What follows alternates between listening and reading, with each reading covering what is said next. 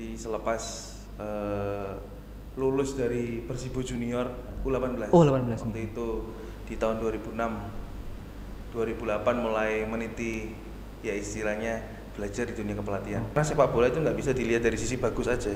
Karena ada 4 hal yang perlu diperhatikan. Kita ini kan karena terbiasa dengan sistem yang instan. Ya, hari ini latihan besok harus juara. butuh keahlian lain seorang pelatih, yaitu pesulap kan gitu. Betul. Gimana nih kok ceritanya? Kenapa dari junior langsung pengen jadi pelatih nih?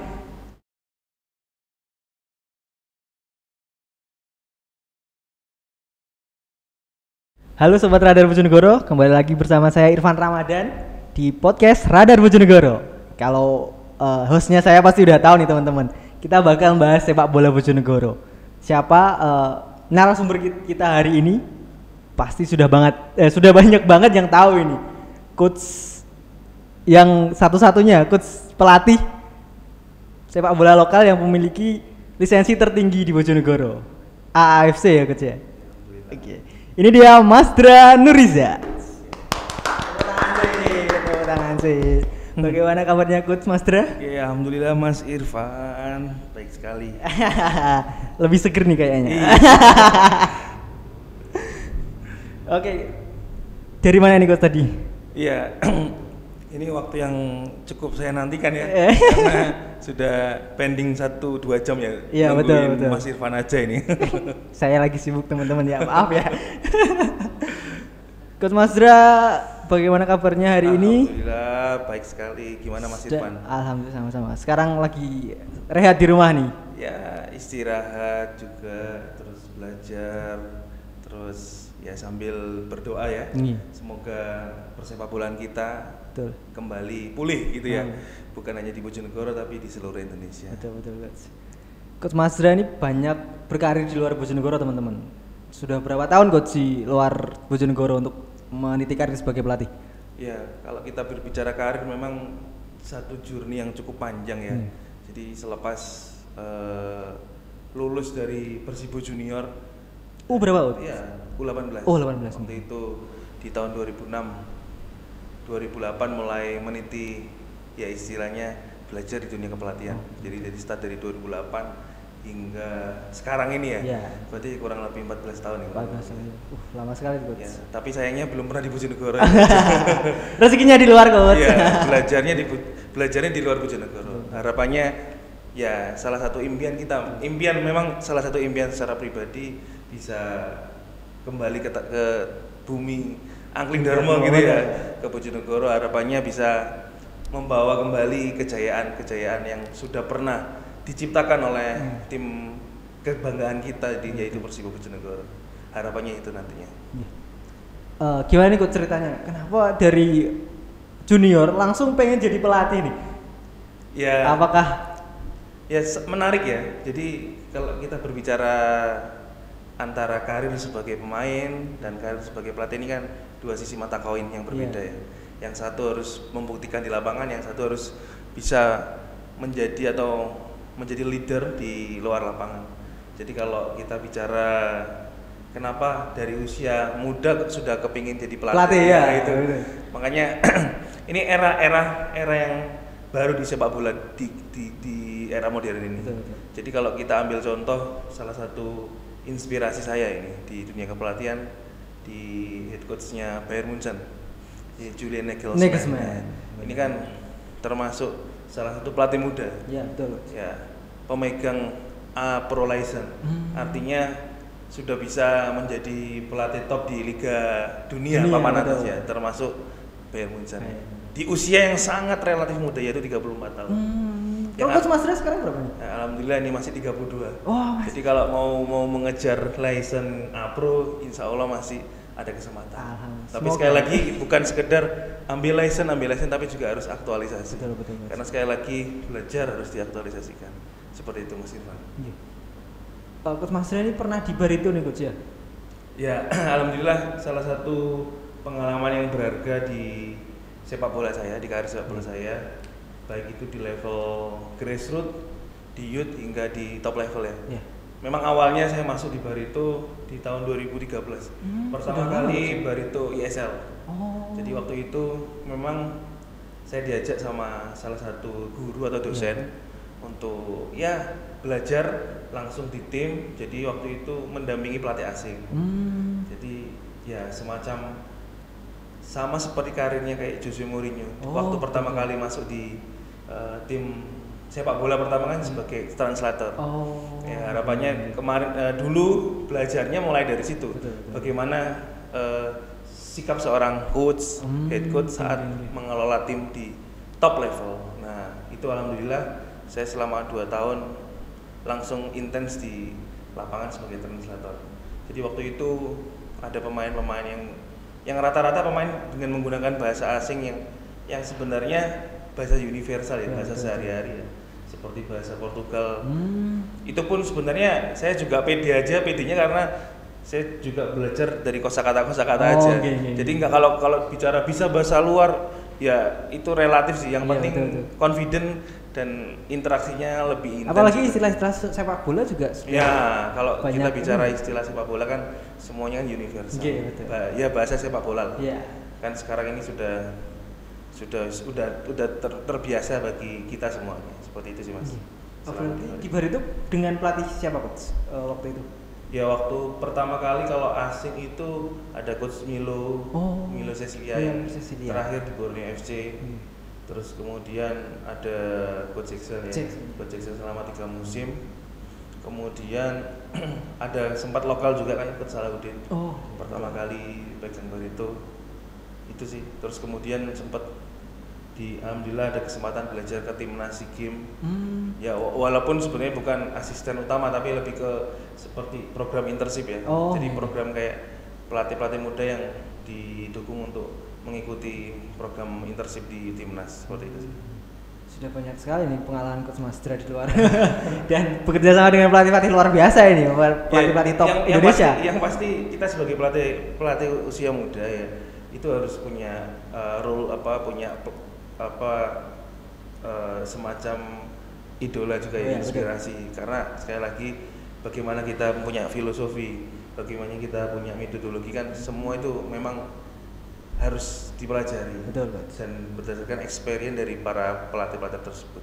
Kalau kita belajar secara teori aja ya kembali lagi di lapangan situasinya akan berbeda. Seperti itu Mas Irfan. Apa nih yang dipelajari dari masing-masing coach ini? Mungkin ada karakteristik berbeda dari Milo, Jackson. Ini yang menarik ya. Ini satu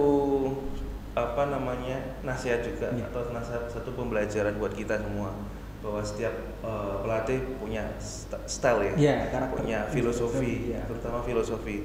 Karena filosofi ini kan sebuah sistem yang dimiliki setiap orang, apalagi ini di dunia kepelatihan. Jadi setiap pelatih harus punya sistem yang dianut, jadi filosofi yang akan melahirkan sebuah metodologi. Nah ini yang menarik, kalau di Indonesia kita punya filosofi sendiri namanya Villanesia. Harapannya itu bisa digetok tularkan ke seluruh pelatih-pelatih dari usia muda bahkan ya, usia grassroots sampai ke senior. Nah sedangkan di level dunia ini kan berbicara profesional pasti mempunyai filosofi masing-masing, berbeda-beda. Yang akhirnya disitulah ada variasi-variasi yang sehingga warna dari sepak bola kita ya kan, warna di sepak bola Indonesia terutama yang notabene sekarang banyak pelatih asing datang, akhirnya warnanya berbeda-beda. Sehingga kita sebagai pelatih usia muda, sangat istilahnya aware bahwa ini adalah hal yang baru, something new yang bisa kita ambil manfaatnya. Kemudian kita coba untuk aplikasikan. Dan yang paling terpenting adalah bagaimana kita mengambil dari sisi yang baik. Bahasanya ojo dijukuk sing apik tapi gak ngerti maknanya apa. Nah, harus tahu hal-hal yang perlu yang bisa kita lakukan. Kadang kan mikirnya gini. Salah satu contoh yang paling sering dilakukan adalah pelatih di Indonesia atau orang di Indonesia ini kan orangnya bisa dikatakan ketika lihat hal yang baru langsung ditiru. Belum tahu bagaimana filosofinya, bagaimana pengaplikasinya, istilahnya latah lah. Jadi langsung dipakai. Kadang dia melihat itu metodologi itu di senior, dipakai di SSB. Padahal berbeda. Padahal jangan sampai kita menjadikan anak SSB ini sebagai miniatur orang dewasa. Karena ini sesuatu hal yang berbeda. Bukan soal teknik aja, tapi masalah psikis. Oh, pendekatan. Nah, bagaimana pola komunikasi, kan, pola interaksi, terutama itu. Karena sekali lagi di setiap tingkatan kelompok usia ya, dari grassroots, youth dan top level ini kan berbeda. Jadi istilahnya kalau di bahasa sport science itu ada LTAD, long term athlete development. Yang itu setiap usia itu mempunyai target dan tujuan masing-masing. Iya. Yang usia dini ada fundamental fun, yang artinya harus menyenangkan. Tapi karena targetnya adalah setiap ikut kompetisi harus menang, akhirnya latihan taktik, latihan macam-macam yang bisa dibilang kompleks training itu diberikan ke anak-anak karena tadi target. Ya pelatih diminta, ayo kudu menang. Ya apa caranya kudu menang? Ya harus ini harus itu. Terbebani akhirnya disitulah yang membuat pembinaan kita semakin tidak, ya saya bilang harus diperhatikan lagi lah seperti itu Mas Irfan. Belum dijawab nih coach, maksudnya karakteristik Milo dan Jackson. Oh iya. Apa nih fokusnya? Mungkin satu kata untuk satu orang nih. Ya, kalau ini kebetulan karena coach Luis Milla dari Eropa, ya kan, Eropa ini lebih ke bagaimana football intelligence. Jadi bagaimana seorang pesepak bola harus memiliki reading the game yang bagus, decision yang bagus, perception yang bagus. Nah itu yang kental banget saya lihat. Makanya yang saya lihat adalah metodologi yang dilakukan adalah bagaimana game approach, pendekatannya dengan permainan. Ya jarang sekali saya melihat latihan itu secara parsial kecuali individual training, dan itu dilakukan di luar tim training. Nah sedikit banyak saya mencontoh karena sekali lagi ketika kita berbicara latihan sepak bola ya bagaimana bermain sepak bola seutuhnya, bukan lompat-lompat, lari-lari. Ya, seperti itu. Itu yang banyak saya ambil positifnya dari coach Luis Milla. Termasuk detail dari coach Milo Seslia.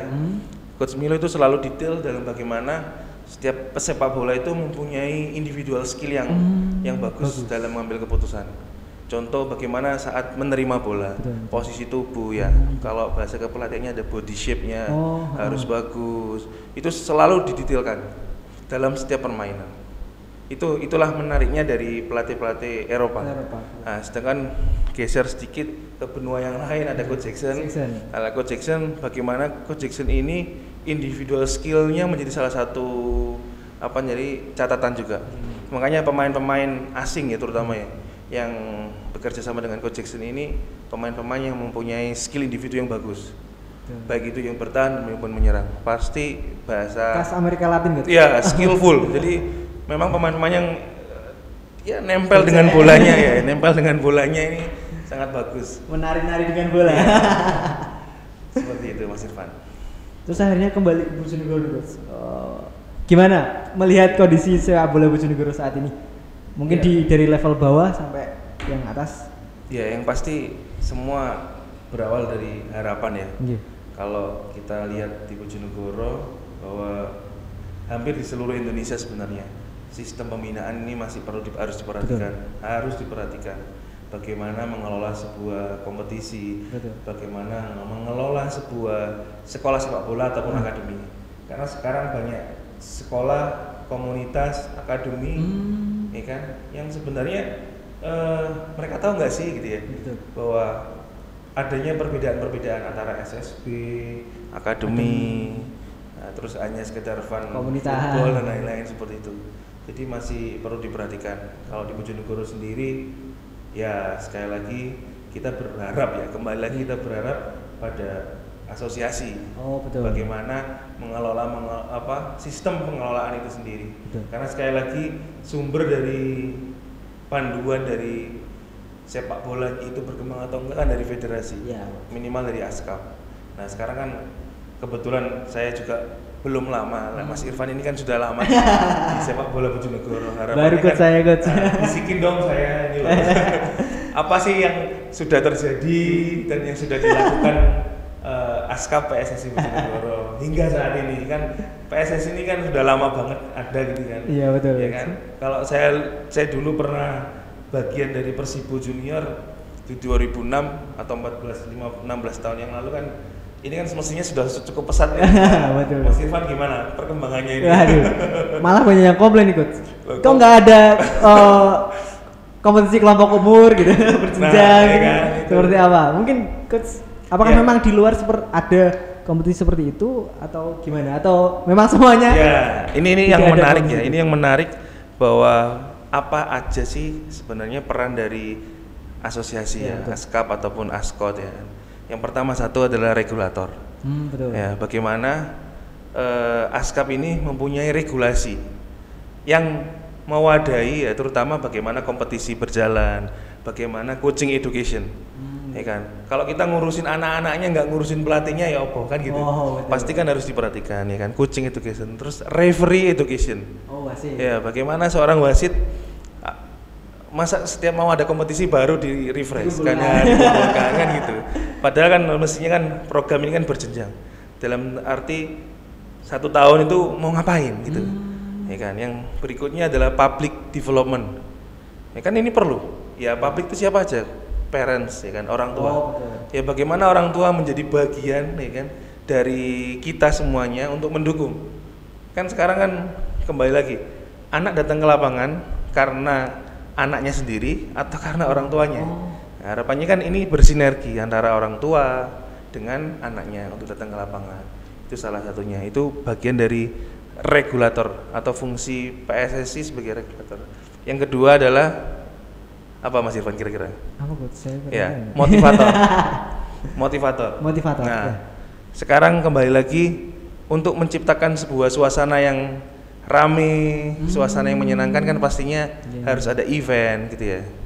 Bagaimana event bisa kita ciptakan? Ya, pastinya kan program-program dari PSSI. Nah, apa saja programnya kan mulai dari kompetisi, terus ada kursus kepelatihan, kursus perwasitan, ya kan, termasuk spot festival yang lain yang melibatkan orang tua. Yang selama ini mungkin Mas Irfan belum pernah tahu ya. Belum, apa coach? Paling taunya pokoknya ada turnamen U13 gitu ya. Piala apa. Nah, di situ pokoknya juara 1 siapa, juara 2 siapa, juara 3 siapa. Rata-rata seperti itu. Ya. Jadi target dari satu IO gitu ya, event organizer itu rata-rata ujung-ujungnya ya cuma nyari juara. Ya mohon maaf sekali lagi ini yang sering terjadi. Kita harus garis bawahi bahwa itu yang memang terjadi. Kita nggak bisa memilih ya. Entah itu karena dari sponsor ataupun yang lain, kita nggak tahu, ya kan? Ini kan jadi satu problem juga gitu ya, yang perlu kita pikirkan bersama. Sementara itu sih Mas Irfan. Kalau Mas Irfan sendiri gimana melihat selama ini? Saya lebih fokus ke Persibo. Ada satu lagi, kalau tadi kan regulator, ya kan? Kemudian motivator, yang ketiga adalah fasilitator. Ya kan?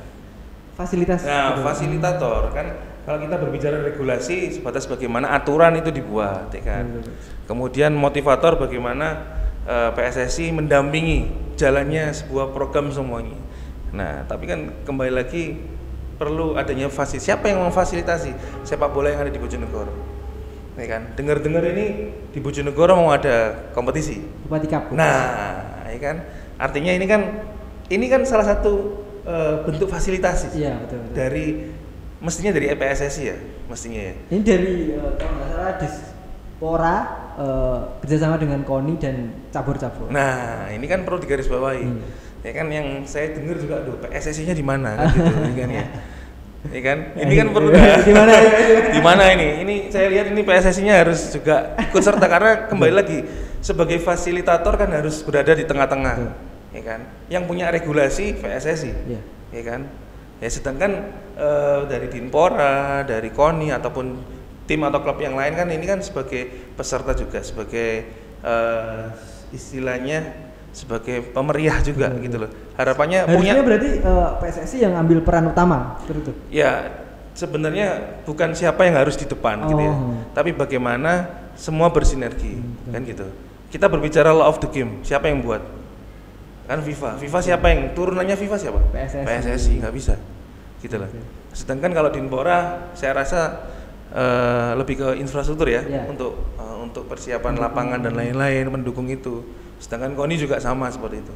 Nah, tapi untuk untuk menggerakkan ya, memfasilitasi siapa yang bekerja memimpin pertandingan siapa? PSSI. Nah, siapa yang kan wasit kan pasti Ya, ya. wasit dari Ya kan? wasit. Siapa yang menugaskan wasit itu siapa? PSSI. Nah, PSSI. Karena yang bersangkutan atau PSSI punya kapasitas sebagai fasilitator tadi. Betul. Gitu Mas Irwan. Siap. Ini kayaknya kok Mas ini perlu lama di Bojonegoro ini ya. Mungkin ada project kok di Bojonegoro ini? Iya. Satu kontribusi yang saya ingin lakukan di Bojonegoro itu pembuatan database atlet, terutama sepak bola ya. Betul. Karena sekali lagi kita pengen bank data pemain, terutama dari usia dini ya, itu kita punya. Karena kan ini PSSI Pusat punya satu jenjang kompetisi yang semakin jelas. Ya, mulai dari usia 13 ada Suratin, 14 nanti ada Elite Pro, 15 Suratin. Setiap kelompok umur kan seperti itu. Iya. Harapannya di Bojonegoro itu ada kompetisi dan itu juga melahirkan bank data pemain. Betul. Nah, sedangkan kalau kompetisi nggak ada, gimana kita mau dapat bank data? Mendata Nah, iya kan. Jangan sampai ada kompetisi, ada SSB baru, Betul.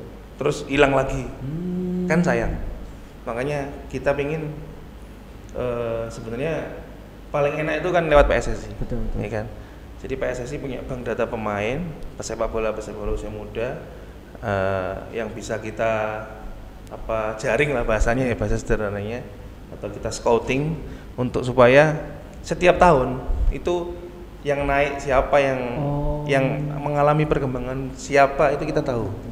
Karena kalau kita nggak ada kompetisi, bagaimana kita bisa memonitor? Ya kan, kalau kita bicara Bojonegoro ya apa sepak bola ya kan kita perlu data yang sifatnya ilmiah. Kalau sekedar secara subjektif, itu pemain bagus dari sisi mana? Karena sepak bola itu nggak bisa dilihat dari sisi bagus aja. Karena ada 4 hal yang perlu diperhatikan. Bagaimana ya kan, aspek fisik, teknik, taktik sama mental itu perlu diperhatikan. Dan itu harapannya terrecord semua setiap tahun dan berkala. Setiap perkembangannya. Ya, seperti itu. Lebih untung lagi ketika ada kompetisi yang berjalan. Ya kan, kalau tidak ada kompetisi hanya sekedar uji coba itu kan juga sayang. Nah, makanya kita berharap ya, sekali lagi kalau kita bicara sepak bola pasti ada harapan di situ. Harapan apa? Kembali ke pribadi masing-masing. Makanya kita perlu kacamata yang berbeda, ya kan. Kalau kita bicara sepak bola dilihat dari sisi teknis, ya kita harus mengundang orang teknis. Ya kan. Berbicara soal sosialnya sepak bola di mana, ya kita undang pakar sosialnya. Ya jangan sampai kebolak-balik gini loh. Sudah ada pakar masing-masing kok. Nah, iya harus. Kan ini kan sekarang ini Bojonegoro tidak kurang orang-orang hebat yang siap membantu dan membangun Bojonegoro. Karena sekali lagi sepak bola ini menjadi satu alat yang efektif untuk satu pembangunan yang cukup besar ke depannya. Kembali lagi sekarang saya bertanya ke Mas Irfan. Waduh, jangan tanya saya dong, Coach. Kan ketika sepak bolanya maju, pasti kotanya maju. Mas Irfan setuju nggak? Setuju. Ya, banyak contoh gitu loh.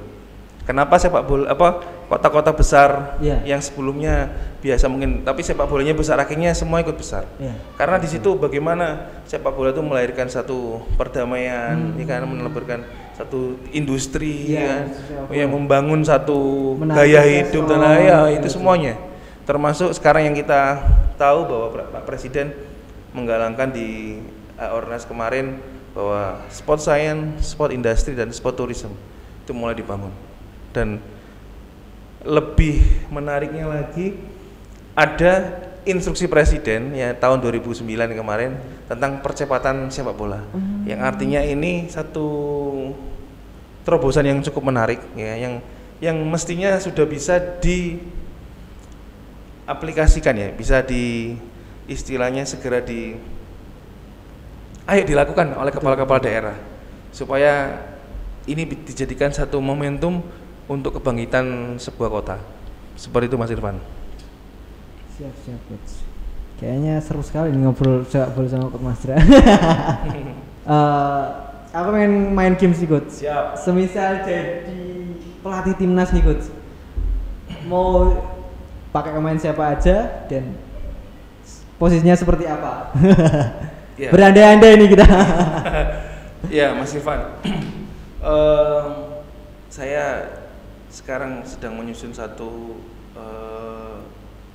sebuah filosofi, karena saya jujur saya berawal atau berangkat jadi seorang pelatih ini bukan former player atau mantan pemain sepak bola yang besar.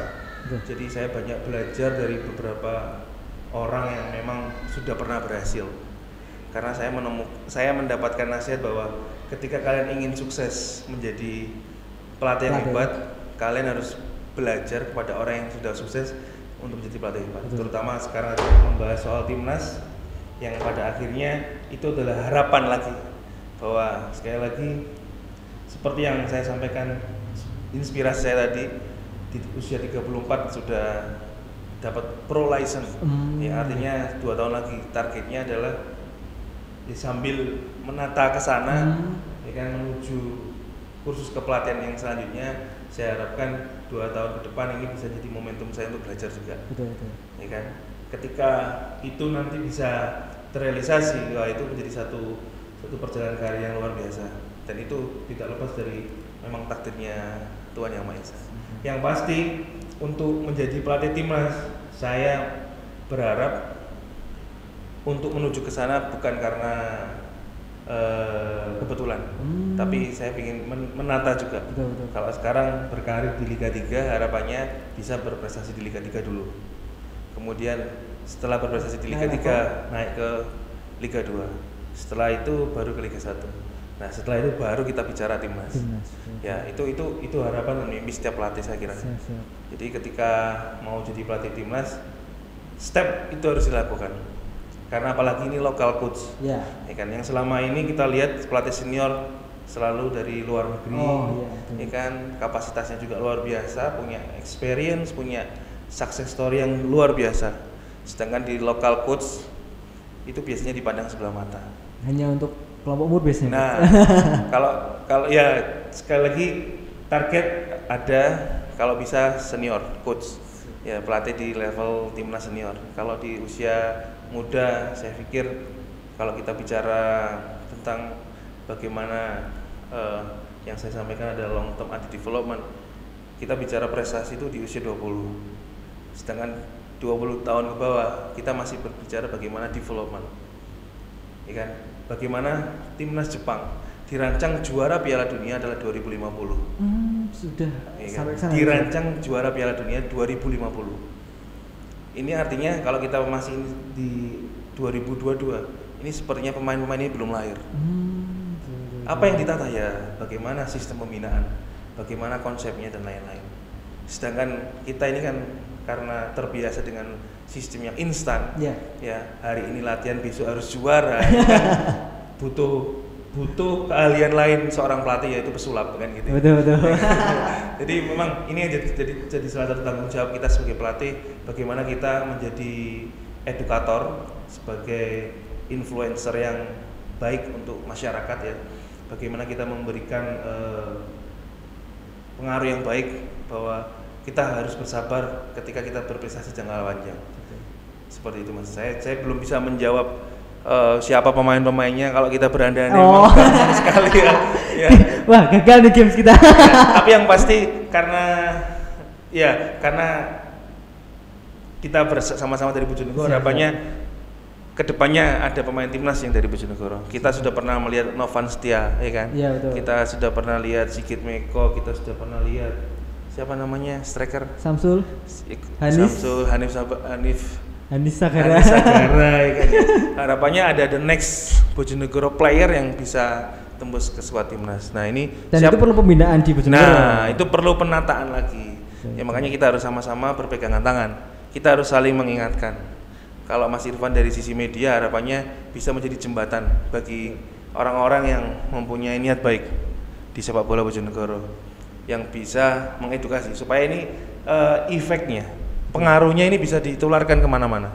Sekali lagi kita di sini ada Persibo, ada BFC yang berlaga di Liga 3. Harapannya ini jadi satu magnet bahwa ini loh gambaran sepak bola Bojonegoro. Harapannya ini bisa jadi contoh inspirasi bagi anak-anak. Seperti itu Mas Irfan. Siap. Terima kasih Coach Mas Dra sudah ngobrol panjang lebar nih terkait pembinaan sepak bola dan mungkin perkembangan kedepannya. Iya. Mungkin next time kita bisa ngobrol-ngobrol lebih panjang lagi dengan Coach Masdra, keterbatasan waktu buat. Demikian teman-teman ngobrol-ngobrol kita dengan Coach Masdra. Jangan lupa subscribe channel kita YouTube Radar Bojonegoro. Tunggu video-video selanjutnya. Mungkin bakal Coach Masdra lagi yang bakal ngobrol-ngobrol sama kita. Bahas